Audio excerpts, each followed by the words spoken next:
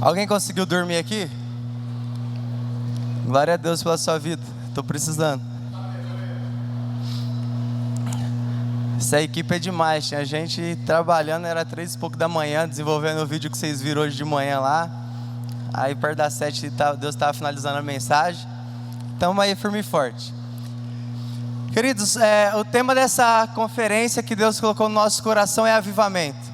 Quantos aqui desejam viver um avivamento da parte de Deus? Quantos aqui desejam ser avivados pelo Senhor? Quantos aqui desejam ser impactado, impulsionado, ter o seu coração queimado pelo fogo do Espírito? Então nós colocamos que avivamento nós poderíamos fazer uma conferência de anos para tentar dizer ou tentar entender que é algo que só Deus pode produzir, algo que só o Espírito pode produzir nas nossas vidas, no nosso coração. E nós colocamos ali fogo, paixão e lágrimas. E eu fui dar aquele Google, e o que é avivamento? Então o Google diz assim, ó: avivamento é o ato de se avivar, ou seja, de tornar mais vivo, mais ativo, mais intenso, despertado. Quantos aqui gostariam de ser despertado pelo Senhor? Quantos aqui gostariam de ser avivado pelo Senhor? Sabe por quê? Porque a promessa de Jesus para as nossas vidas é que quando nós aceitaremos Jesus, Ele viria morar dentro de nós através do Seu Espírito, e Ele tem promessas para nós. Então, imagina, aquele que te fez, o Criador dos céus e da terra, agora Ele fala assim, ó: eu vou habitar dentro de cada um de vocês. Então o Criador de tudo isso, o Criador, aquele que era, que é e que há de vir, aquele que tem toda a autoridade sobre os céus e a terra, Ele pega e fala assim: eu vou habitar dentro de cada um de vocês, dentro de cada um dos meus filhos. Cara, isso daí é muito louco. Fala assim, como que pode um Deus tão santo, um Deus tão poderoso habitar, entrar dentro da minha e da sua vida? A palavra também diz que do nosso interior fluirão rios de água viva. Fluiria rios, fluiria poder. Jesus pega e fala assim, ó: se vocês crerem, vocês poderão fazer o que eu fiz e ainda obras maiores. Cara, é muito louco, porque na hora que você se olha no espelho, não sei você, mas você vê lá um cara cheio de problemas, cheio de dificuldade, tentando vencer pelo menos os problemas básicos da sua vida. Aí você vê assim um Deus tão poderoso, te dá cada promessa, algo tão louco dentro de cada um de nós. Paulo, para o seu discípulo Timóteo, ele pega e fala assim, ó: reaviva, aviva, reacenda o dom de Deus que está dentro de você. Então tem algo poderoso de Deus que está dentro da minha vida, tem algo poderoso de Deus que está dentro da sua vida, que precisa ser avivado, que precisa ser reativado, que precisa ser startado, para que você possa viver algo que os céus vai produzir através da minha e da sua vida. É muito louco, imagina você colocar as mãos e um aleijado começar a andar, você colocar as mãos e orar, e um cego começar a ver, você orar, um morto vir à vida. Cara, é isso que a palavra diz a nosso respeito. Mas parece algo tão distante, parece que há um conto de fadas quando nós falamos isso na Bíblia. Porque a Bíblia está dizendo isso, os filhos de Deus podem viver algo sobrenatural, mas só que na realidade parece que nada.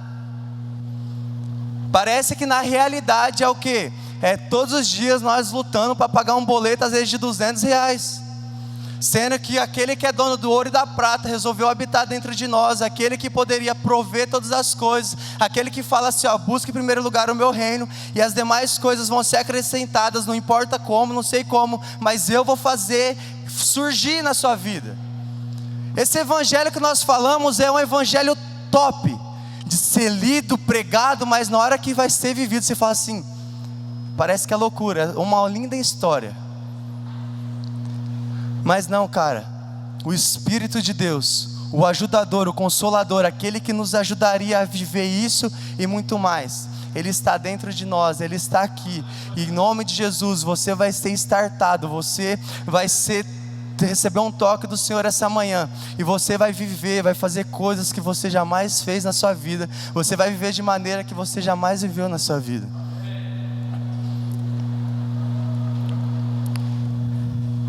David Patton, sei lá o nome desse cara aqui, a definição dele de avivamento é o quê? Pode falar errado que ele já morreu, então ele não vai mais reclamar comigo.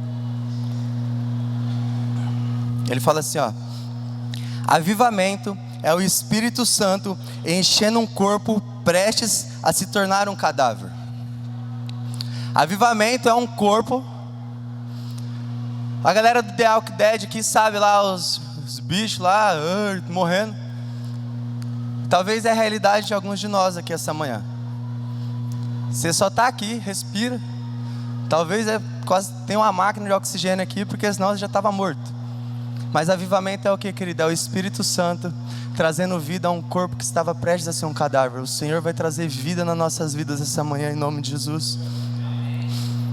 Deus não se preocupa em encher igrejas vazias, mas se preocupa em encher corações vazios. Então Deus não está nem preocupado, cara, de verdade, com esses bancos vazios aqui. A preocupação dele maior é os nossos corações vazios. Então o propósito dele, o desejo dele é encher os nossos corações. E você fala assim: nossa, Raul, mas como que você sabe disso? Cara, às vezes você fala assim: ó, eu tenho um desejo, eu tenho um anseio de ser cheio por Deus. Mas pode ter certeza, o desejo de Deus te encher é muito maior daquilo que você pode imaginar. Porque muitas vezes nós falamos assim: ó, queremos ser cheio de Deus, eu quero viver algo de Deus. E nós falamos, nós até oramos, mas na prática nós não fazemos nada. Nós até choramos no apelo de ontem à noite, mas hoje de manhã, nem bom dia Espírito Santo você falou. Nem se relacionar com Deus você se relacionou. Você está esperando mais uma vez alguém falar com você, colocar a mão sobre você, sendo que nós já temos livre acesso, cara. Deus quer usar, Deus quer um relacionamento profundo comigo, com você. Gregório, um americano um profeta que foi para essa nação, que faleceu acho que há 1 ano e meio, 2 anos atrás. Ele tem uma definição sobre avivamento. Avivamento vem quando alguém é tomado por um sentimento de dores e saudades extremas de Deus. Quando você quer Deus mais do que comida, mais do que bebida, sim, mais do que qualquer coisa nessa terra.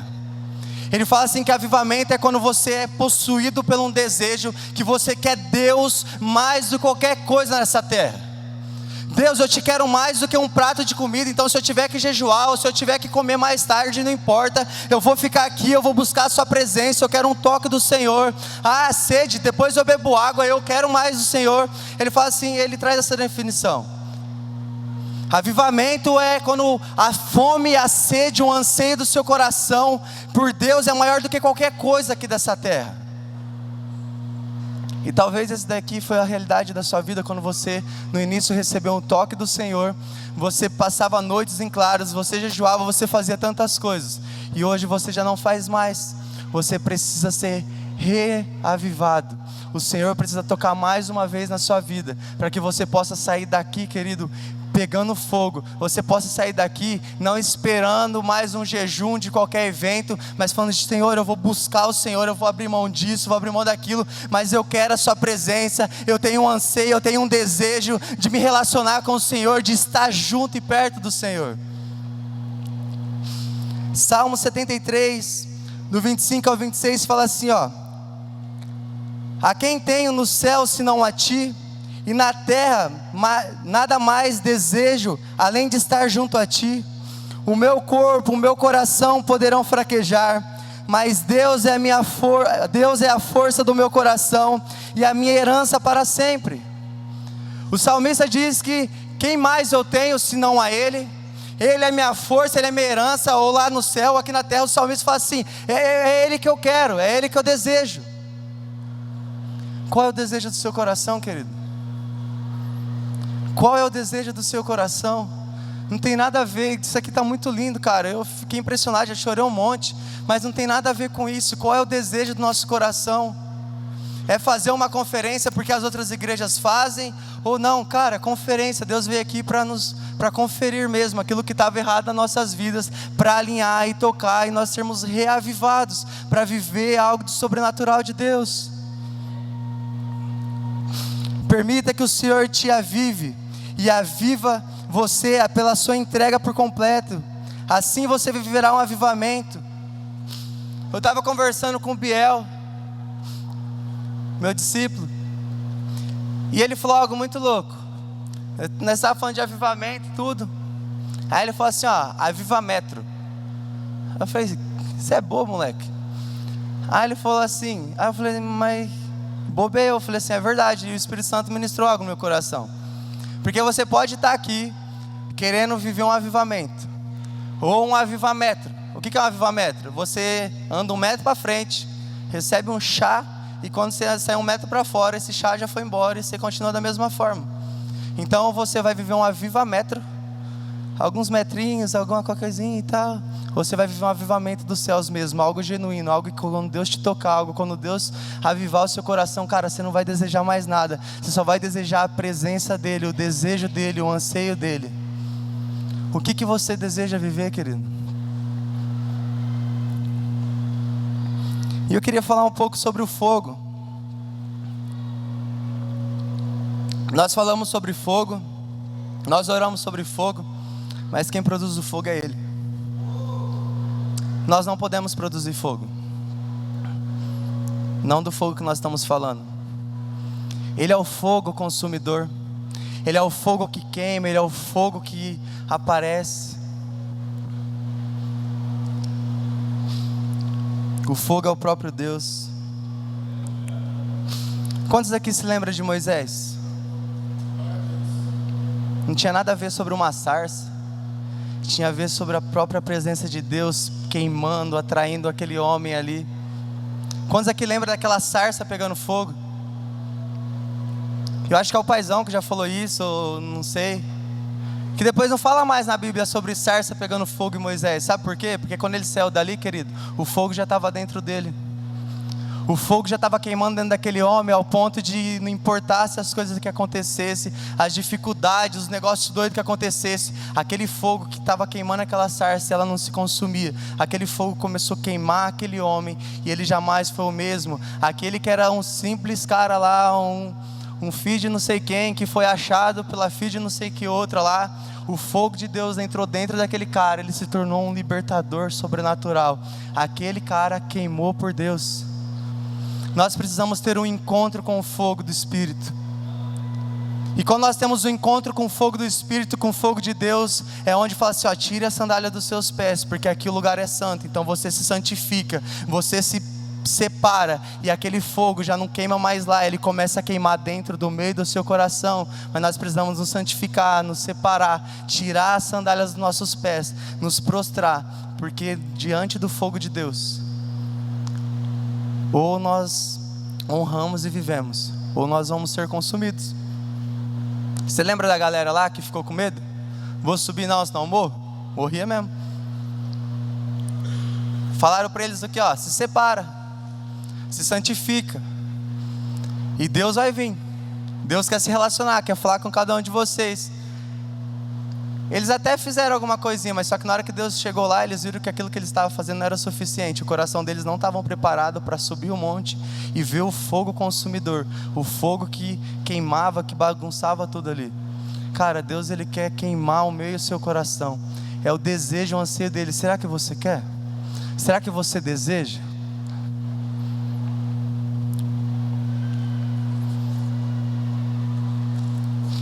Deus produz o fogo, mas nós devemos manter. Nós vimos isso, Levítico 6, do 12 ao 13, fala assim, ó, mantenha aceso o fogo no altar, não deve ser apagado. Toda manhã o sacerdote acrescentará lenha, arrumará o holocausto sobre o fogo e queimará sobre ele a gordura das ofertas de comunhão. Mantenha o fogo continuamente aceso no altar, não deve ser apagado. Quantos aqui manteve o seu altar queimando hoje de manhã? Quantos aqui teve o seu altar queimando? Quantos aqui ativaram, tiraram as cinzas de ontem? De ontem já foi, querido. O Rubem já foi embora, tá tocando lá agora em Araçatuba de manhã, outro lugar depois. Aquilo que Deus fez ontem foi para ontem, e o de hoje? Talvez você acordou falando assim, eu vou sair correndo porque aí eu posso comer ali. Mas você já comeu do pão dos céus? Você já tirou as cinzas de ontem e preparou o altar para hoje? Porque talvez, principalmente em conferência de negócio, nós achamos que o povo vai produzir algo para nós, sendo que é o dever do sacerdote preparar o altar para que Deus mantenha o fogo. É muito doido. Nós estamos aqui para servir. Foi falado que era ontem. Não, nós estamos servindo, eu preciso estar aqui, isso, aquilo. Mas você já orou hoje de manhã? Você já manteve o seu fogo aceso?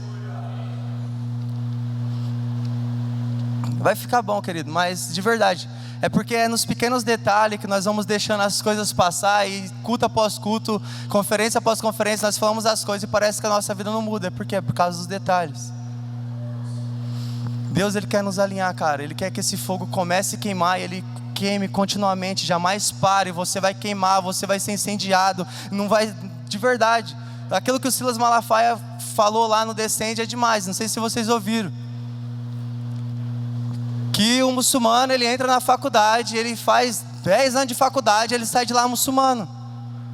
Agora o crente que viveu a vida inteira na igreja, que fala que está queimando, que o fogo queima e não apaga, 3 semanas às vezes, é só o tempo do trote, ou se não 3 meses de faculdade, parece que o fogo não existiu mais, o cara sai de lá desviado. Cara, será que você está queimando mesmo? Será que você está mantendo a chama viva ao ponto de aonde você chegar, não é você que vai ser transformado, mas é aquele ambiente que vai ser incendiado?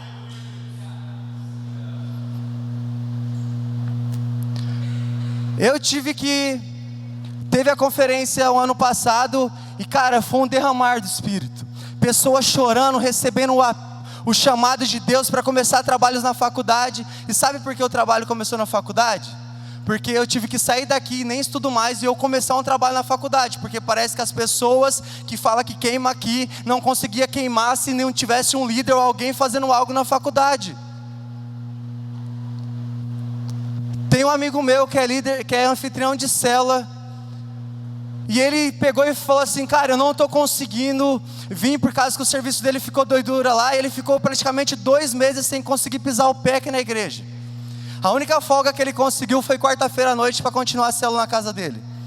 Mas só que aí quando o vídeo atrasava, na época que eu cuidava do link, ele falou assim: mano, manda lá porque eu preciso assistir esse vídeo. Manda lá porque mesmo que as circunstâncias não permitiam que ele estivesse aqui, cara, ele estava queimando. Ele começou um trabalho lá no serviço dele, e ontem aqui na conferência tinha 7 pessoas, se eu não me engano, do serviço dele que ele trouxe para cá. E você, quantas pessoas trouxe? O cara teve um tempo da vida dele que ele não conseguia vir na igreja por causa do serviço, mas ele continuou queimando, ele continuou levando pessoas para a célula. Por quê? Porque o fogo estava dentro dele. É ele que queimava, é ele que estava incendiado. Aí sabe aquilo que nós falamos assim: busca as coisas de Deus em primeiro lugar e as demais coisas vão ser acrescentadas?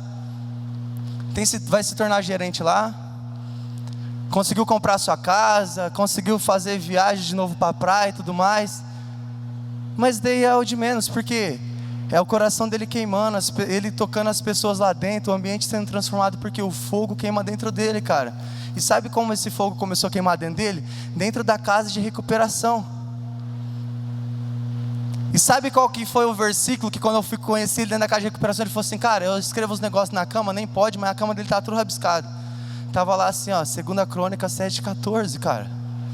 É o texto-chave, básico da nossa igreja. É um texto de avivamento, de nós nos separarmos, de nós nos humilharmos, de nós buscarmos a presença de Deus. E o fogo vai vir, Deus vai purificar e Ele vai sarar. Aquele rapaz dentro de uma clínica de recuperação, ele compreendeu aquilo que o paizão prega e faz série e faz tudo mais, mas quando ele compreendeu essa chave, quando ele compreendeu aquilo, o fogo queimou dentro dele e ele jamais foi o mesmo. Cara, vamos abrir os nossos corações, vamos abrir as nossas vidas, para que esse fogo venha, entra, nos incendeia, para que onde nós estivermos, onde nós andarmos, essa cidade venha a ser transformada.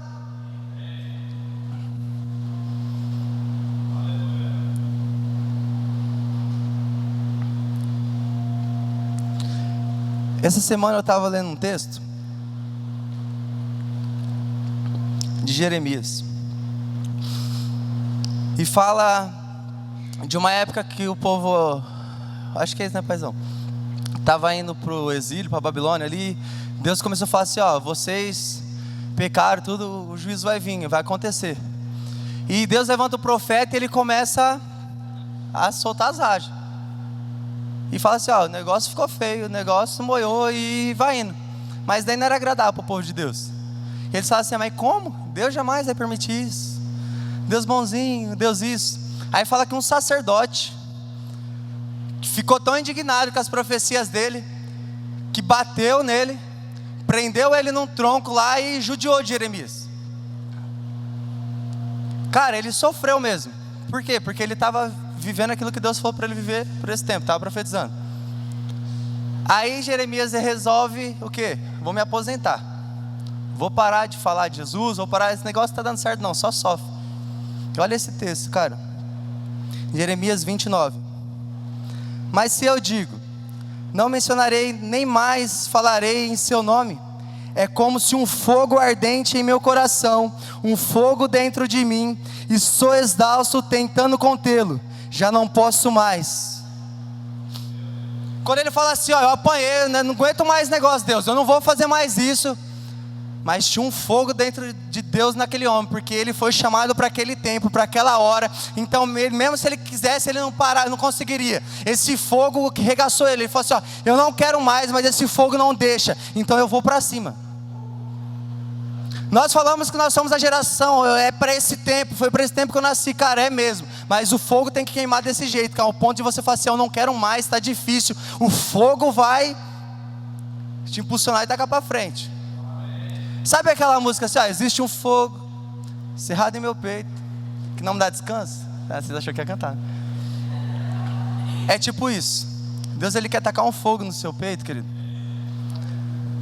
que não te dá descanso. Eu não tenho descanso. Eu só queria mais uma manhã tranquila de serviço, de trabalho. Mas esse fogo que está no meu peito, que não me dá descanso, que eu canto, eu busco aqui dentro, cara, vai começar a lançar palavras proféticas naquele ambiente de destruição do seu trabalho. Esse fogo que não te dá descanso, esse fogo que fala assim, eu não aguento mais, eu vou entrar dentro daquela faculdade, vai ser transformado, vai ser mudado. Cara, esse fogo, ele tem que nos tirar da zona de conforto. Esse fogo tem que falar assim, ó, não aguento mais, não está tendo resultado, as pessoas estão me criticando, elas estão me julgando, não importa. Esse fogo, mesmo que eu queira, não, ele vai me impulsionar a continuar.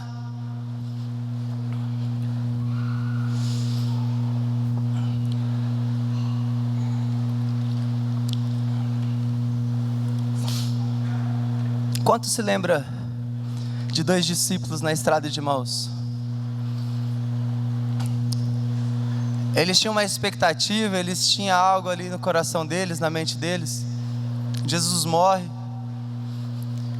e pega e fala assim que Jesus ressuscita ao 3º dia. Aparece para alguns lá, apareceu para as mulheres falaram, mas não foi suficiente.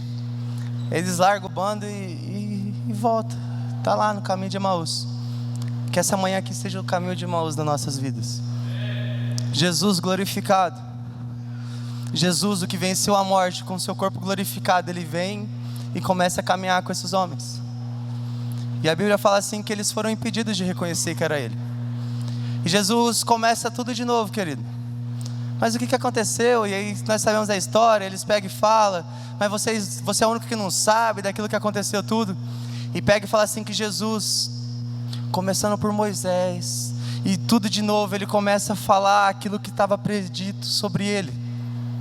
E nós sabemos que aí chega o tempo lá, que aí Jesus finge que vai adiante, eles falam assim, fica aqui tudo. E pega e fala assim que depois os olhos deles foram abertos. E olha o que esses textos falam. Lucas 24:32 fala assim, ó. Perguntaram-se um ao outro, não estava ardendo os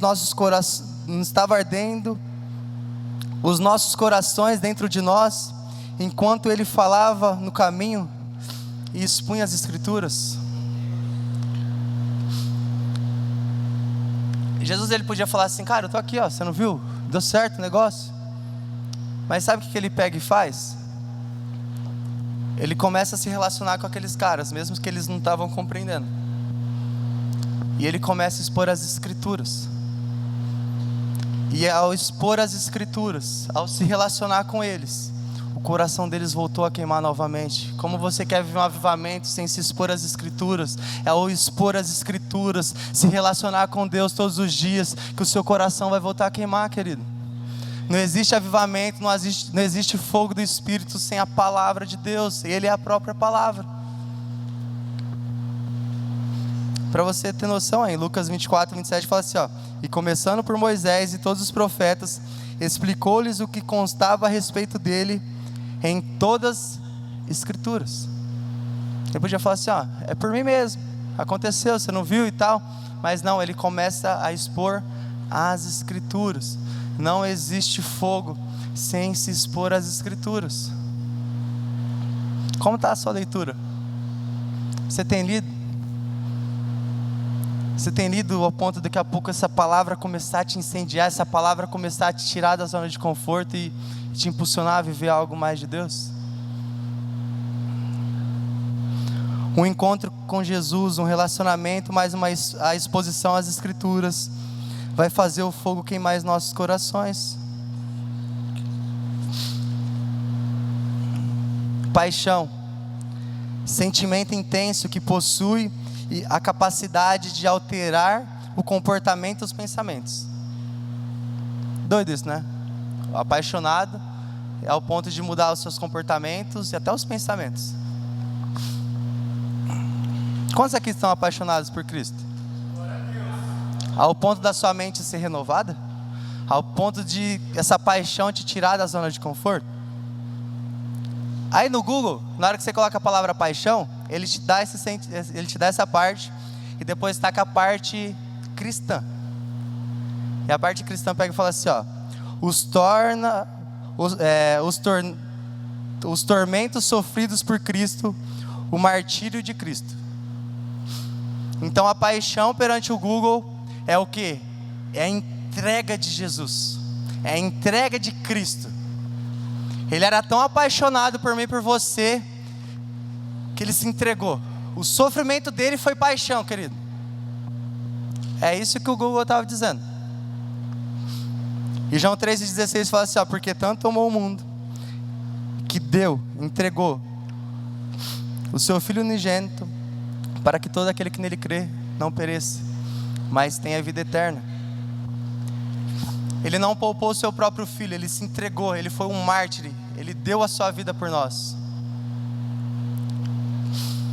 Filipenses 1:21 fala assim, ó, porque para mim viver é Cristo e morrer é lucro. É muito bonito, mas será que é a realidade? Quantos aqui estão dispostos realmente a morrer por Cristo? Quantos aqui falaram assim, ó, eu aceitei Jesus, agora eu vou morrer para essa minha vida, eu vou viver a vida de Cristo. Vou ser apaixonado por Ele, ao ponto de entregar a minha vida. É doido, cara, isso daí. Eu tô lá no grupo dos missionários lá do Paquistão, a galera lá.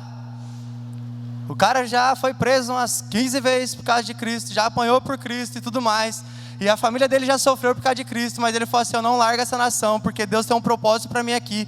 E eu sou apaixonado por Jesus. Eu posso apanhar, posso fazer, mas eu não vou negar, eu vou permanecer firme. Isso é o que? É paixão, uma entrega por inteiro. Para mim viver é Cristo, morrer é lucro. Tanto faz se eles vão me matar ou não, eu quero viver, eu vou me entregar por completo para Cristo. Será que nós somos mesmos apaixonados? O apaixonado é cheio de fazer loucura. Nós sempre usamos os exemplos aqui, quando você começa a namorar isso, aquilo. É apaixonado, você fica louco. Se endivida, gasta o que não tem, anda não sei quantos quilômetros, faz o que tiver que fazer, até carpa um lote para poder levar a menina para o cinema. Apaixonado. Você está apaixonado mesmo por Cristo? Cara, é paixão.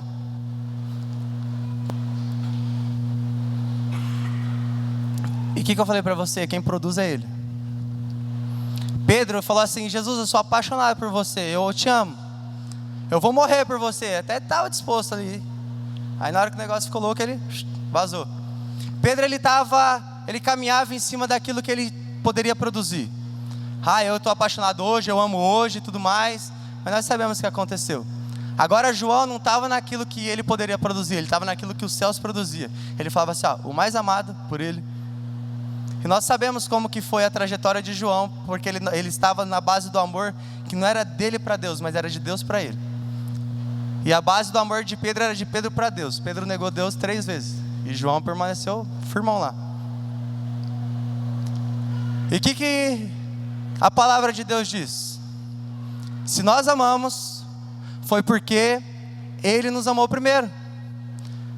Quantas vezes nós já falamos que nós não damos aquilo que nós não temos? Então, se você não recebe, como você pode dar? Então, por que nós podemos amar a Deus apaixonado? Porque isso daí pode ser uma realidade na nossa vida. Porque Ele se entregou primeiro, porque Ele amou primeiro, porque Ele se doou primeiro. Então agora, em resposta a esse amor, nós podemos corresponder, porque nós recebemos. Então, toda manhã, querido, o seu maior desafio não é falar assim: Deus, eu te amo. É você entrar no seu quarto e falar assim: Pai, como eu sou amado por você. Porque você acorda hoje, você está bem. Se acorda amanhã, sua TPM te zoou, mulher, e seus emocionais estão tudo abalado. Mas Deus não muda, Ele continua te amando, Ele continua firme, Ele continua da mesma forma. Então, quando você estiver de manhã, você não fala assim: Deus, como eu te amo. Você fala assim: nossa, como eu sou amado. Aí você começa a receber. Aí não importa como está a sua vida, você começa a ser amado, você começa a receber desse amor. E quando você sai de lá, você fala assim: eu estou apaixonado, eu vou me entregar. Se eu tiver que morrer por Ele, eu vou morrer. Porque, cara, quão grande esse amor. Receba de Cristo, e depois você vai poder dar para as pessoas e também devolver a Cristo. Nós precisamos ser apaixonados por Ele, mas só é apaixonado aquele que compreende o que recebe e depois Ele só devolve.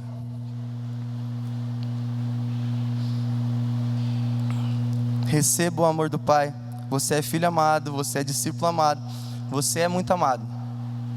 Aí depois você vai conseguir muito amar Ele. Nós sabemos que depois Jesus volta e Pedro: você me ama, me ama, me ama, me ama. E Pedro compreende o amor de Cristo por ele. E aquele homem que um dia negou foi cheio pelo fogo do Espírito. E nós sabemos a forma que ele caminhou. Nós sabemos a forma que ele foi um mártir em paixão a Cristo. Nós sabemos que depois que ele foi cheio, depois que ele recebeu do amor de Cristo, depois que ele viu que Cristo morreu numa cruz, sofreu numa cruz, ele negou, ele excomungou, Pedro fez um monte de promessa, Pedro respondeu aos apelos de Jesus, Pedro até orou e as pessoas foram curadas. Pedro fez tudo isso e ele negou. Mas ele é um bom pai, ele ama, ele é um Deus de recomeços. Ele volta novamente para Pedro e fala assim: cara, o seu ministério ainda está de pé, aquilo que eu tenho para você ainda está de pé, fica no meu amor, você me ama? Você me ama? Pedro, estou aqui, você me ama? E cara, quando ele recebe do amor de Cristo, ele se entrega por Cristo. E as histórias diz lá que ele foi crucificado, ele pediu para ser, acho, crucificado de ponta cabeça. Tão grande amor. Se ama Jesus, você está apaixonado por Jesus, permita que nessa manhã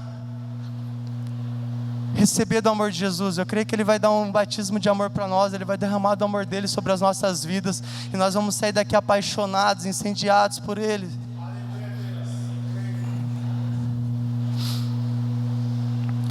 Jesus conta a história de dois homens,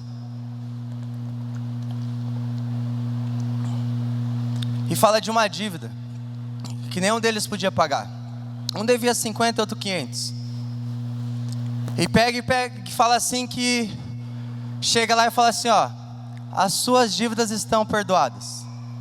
E ele faz uma pergunta: quem amou mais? Aquele que teve suas dívidas mais perdoadas. Aí agora ele vai falar sobre uma mulher. Lucas 7:47 fala assim: ó, portanto eu lhe digo, os muitos pecados dela foram perdoados, porque ela amou muito.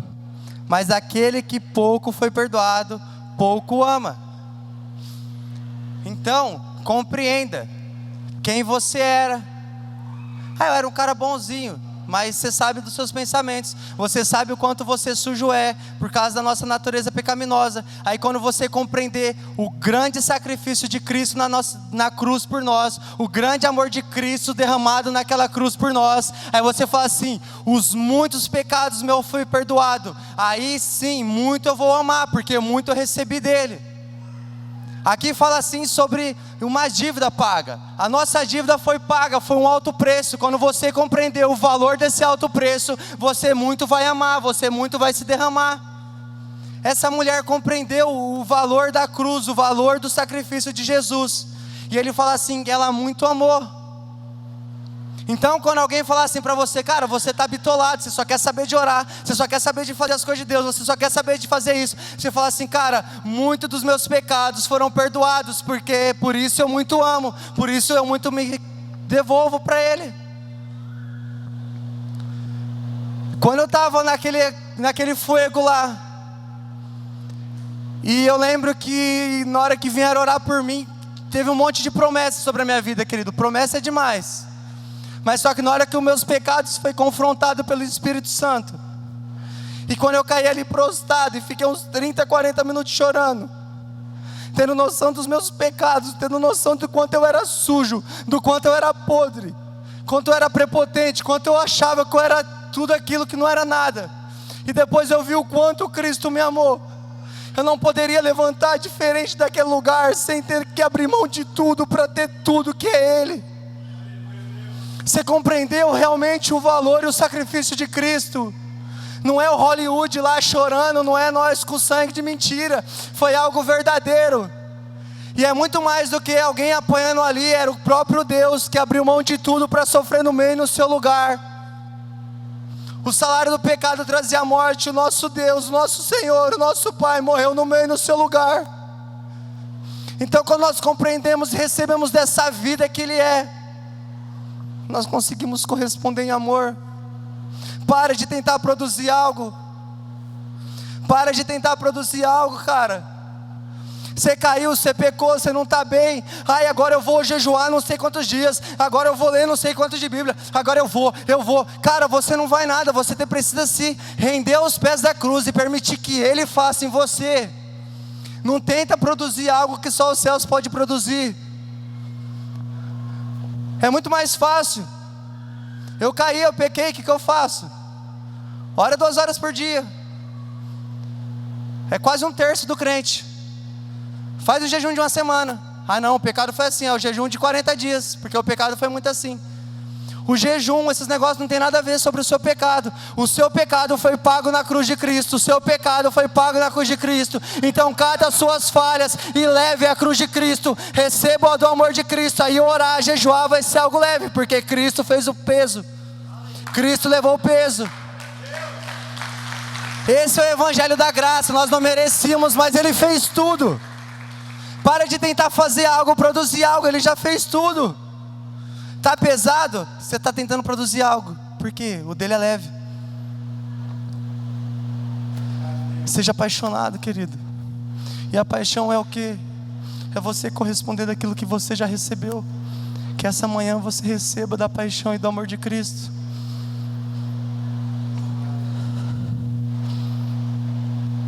Repete comigo.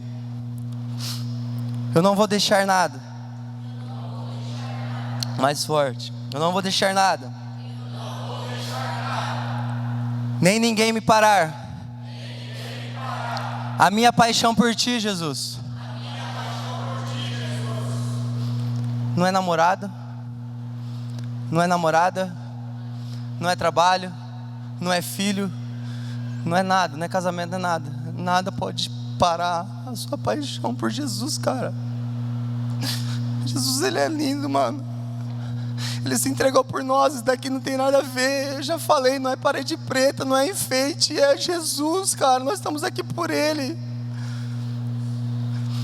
Só assim para você compreender que quando você chegar aqui, o louvor não precisa pedir para você fazer nada. Você já começa a fazer porque Ele já fez tudo. Você já começa a adorar, você já começa a bendizer.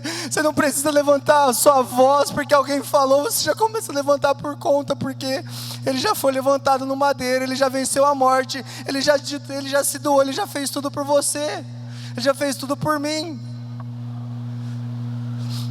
Cara, Cristo é maravilhoso. Receba do amor dEle essa manhã. Permaneça no amor dEle. O amor dEle é como se fosse uma escada rolante, querida. Você só permanece e você começa a subir, você começa a ficar mais perto dEle. Judas lá, no texto de Judas fala assim, ó: permaneça no amor, fique no amor. Permaneça, só fica nele. Nós somos uma igreja em célula, mas cara, você lembra do permanecer? O permanecer é aquele que permanece em mim. Ele vai dar muitos frutos. Então você para de tentar produzir fruto na sua célula. Você fica nele e os frutos vão acontecer de forma natural. Em qualquer área da sua vida. Permaneça em mim. Tudo que você pedir em meu nome vai acontecer. Permaneça em mim. É tudo sobre Ele, tudo a ver com Ele, cara. Avivamento não é uma palavra bonita para um tema de fogo da conferência. Não, avivamento é o próprio Deus, é Ele nos avivando, nos tocando aquilo que estava morto, quase morrendo na nossa vida.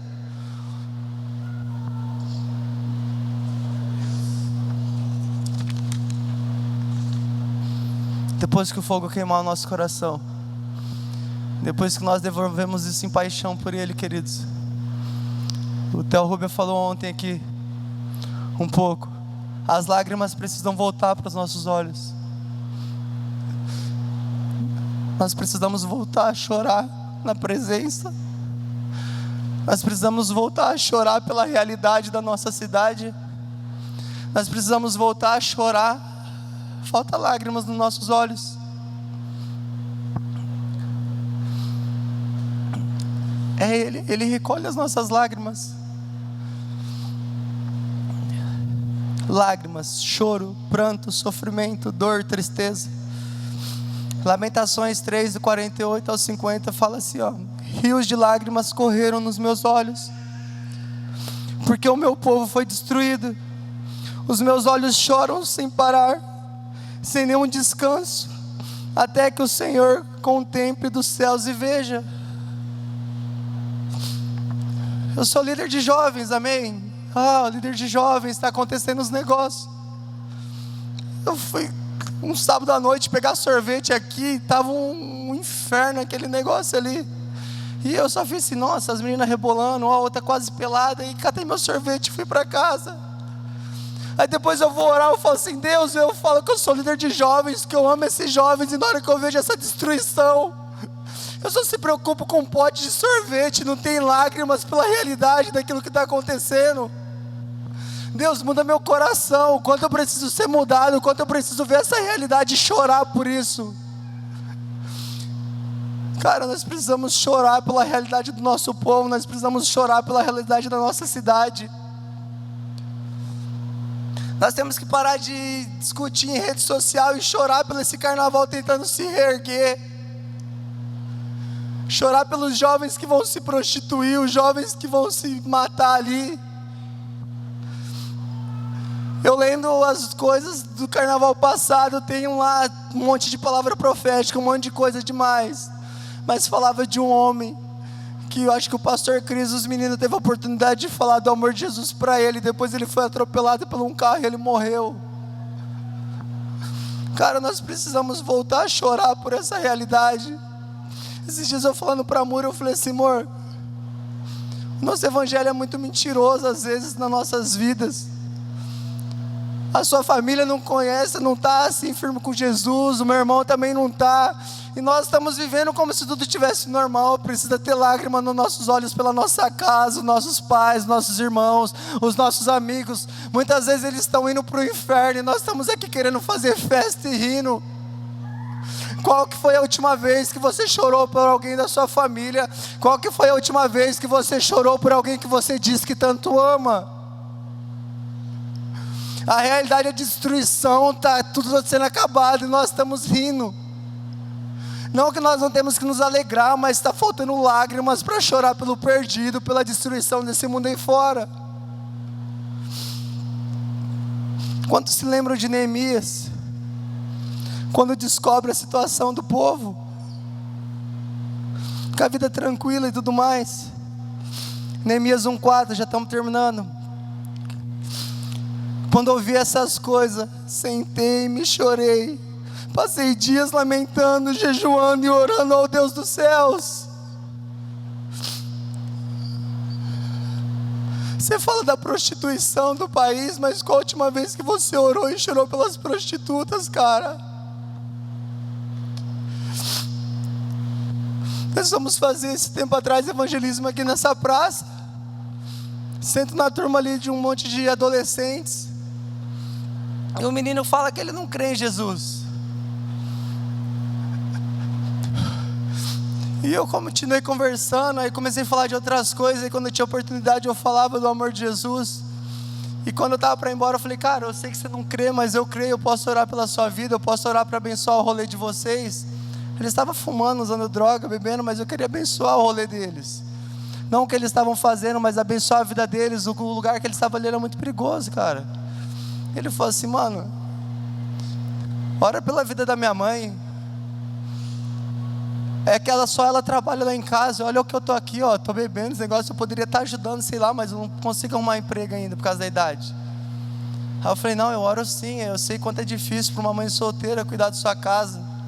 E na hora que eu fui orar, ele falou assim: cara, sabe por quê? Minha mãe é uma prostituta,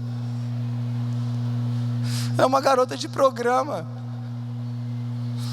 E aquele menino que falava que não cria em Jesus falou assim: cara, eu posso orar, nós vamos orar para que Deus cuide da sua mãe, porque esse caminho que ela escolheu é um caminho muito injusto, onde ela tem que se submeter a coisas, onde é muito perigoso para ela.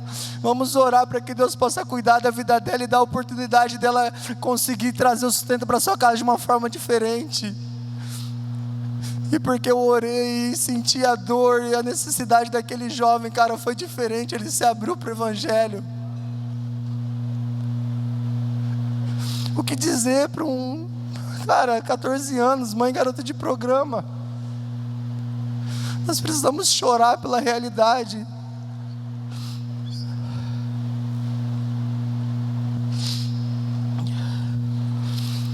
Avivamento não é descer a rua com um grande tambor, é subir o Calvário, a cruz, com um grande choro, diz Billy Graham.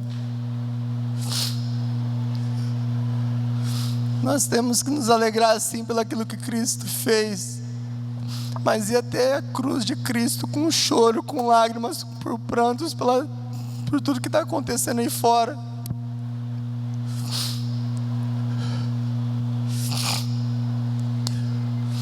Eu lembro quando a igreja resolveu se posicionar, era a primeira conferência, eu acho que era Conferência Resgate, algo do tipo. E o pessoal falou assim: ó, nós vamos pro carnaval. E eu falei assim: vamos lá.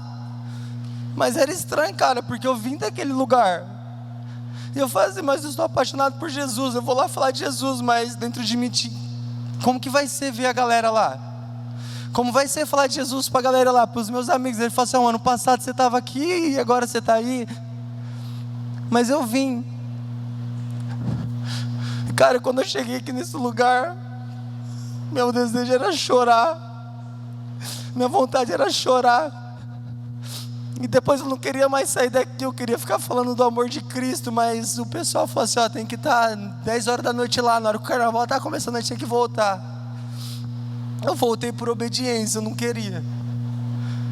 E quando eu cheguei lá, tinha uma torre de oração, eu ajoelhei ali, eu pude sentir um pouco do coração de Deus, cara. Foi uma das sensações mais loucas da minha vida. Eu senti o quanto Deus sentia tudo aquilo que estava acontecendo, o quanto o coração do Pai se entristecia em ver filhos ali de uma forma de destruição. E dentro de mim falava algo assim, ó: por que Deus? Por que Deus? Nunca ninguém veio falar de Jesus para mim aqui dentro. Quantas vezes eu quase morri, quantas vezes tantas coisas eu me destruía, eu me acabava, porque nunca ninguém foi falar do seu amor para mim ali dentro. Para eu conseguir aceitar Jesus, querido, eu tive que ir até dentro de uma igreja. Não que isso seja errado, mas chegou o momento onde nós começarmos a levar Cristo, levar a igreja para as ruas. Nós não vamos conseguir colocar 10 mil pessoas do carnaval aqui dentro, mas nós conseguimos ir lá e tocar 10 mil pessoas, através das nossas células, através do discipulado. Qual a última vez que você chorou? Qual a última vez que você se posicionou, que você sentiu o coração do Pai pelo perdido? Eu fiquei uns 40 minutos chorando pelas pessoas lá. O carnaval voltou, eu vou lá de novo, mas eu vou esperar todo ano. Se for ter carnaval, eu vou chorar, vou me posicionar todos os dias da minha vida, na fila do supermercado, não importa onde eu for, é no trabalho, é dentro da minha casa. Eu preciso chorar, eu preciso me apaixonar por Jesus e ministrar o Evangelho. Ontem à noite nós estávamos aqui em um ambiente agradável, conversando e tudo mais. O cantor, o Theo Rubio, o pastor, estava aqui. Estava trocando o pneu do carro dele ali, e passou 4 adolescentes assim, ó, com bebidas e cigarro e tudo mais. Eu falei assim, ó, dá um tempo aí. E fui falar, cara. Parei os meninos, eu falei, o que eu falo agora?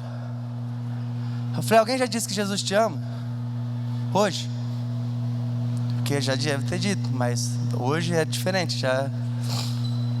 Aí eles falaram assim, não falou não. Aí eu falei assim, cara, mas vocês são muito especiais para ele.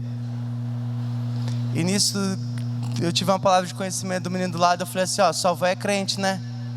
Aí ele falou assim, é?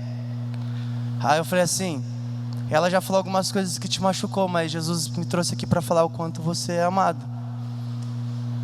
E mesmo de maneira errada, ela te machucando, ela tem orado pela sua vida, por isso que eu estou falando aqui.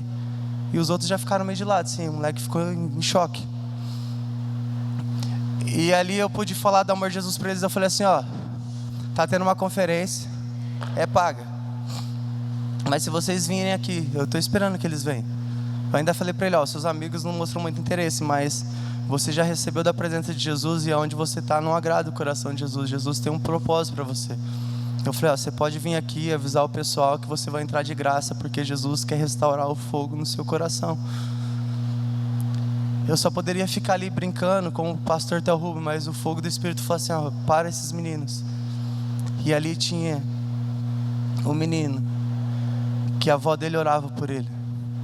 E eu pude ser resposta dessa avó ontem à noite. Quantos aqui quer ser resposta de uma mãe? Quantos aqui quer ser resposta de um pai? Quantos aqui quer ser resposta de uma filha que tem orado por uma família e tudo mais, e Deus vai usar a sua vida para tocar? Nós amamos muito João 3,16. Temos que amar, receber Ele, e depois começar a viver ainda mais. 1 João 3,16. Nisso conhecemos o que é o amor. Jesus deu sua vida por nós, é sempre Ele primeiro. E devemos dar a nossa vida pelos nossos irmãos. O Evangelho, o avivamento é isso. Receber da entrega, do amor de Cristo, e depois nos doarmos e nos entregarmos pelos nossos irmãos. Qual é a última vez que você chorou pelo irmão da igreja, em vez de criticar o pecado e as falhas dele? As nossas acusações têm que cair, as nossas lágrimas começar a chorar por aqueles que estão indo embora, querido. Temos que parar de sermões e ser mais mãos puxando eles. Gostaria que você ficasse em pé.